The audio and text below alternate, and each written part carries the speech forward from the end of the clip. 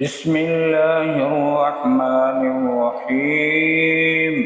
سبح اسم ربك الأعلى الذي خلق فسوى والذي قدر فهدى والذي أخرج المرعى فجعله غثاء أحوى سنقرئك فلا تنسى إلا ما شاء الله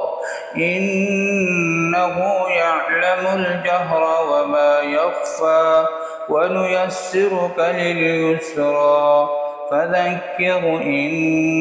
نفعت الذكرى سيذكر من يخشى ويتجنبها الأشقى الذي يصلى النار الكبرى ثم لا يموت فيها ولا يحيا قد أفلح من تزكى وذكر اسم ربه فصلى بل تؤثرون الحياة الدنيا والآخرة خير وأبقى إن هذا لفي الصحف الأولى صحف إبراهيم وموسى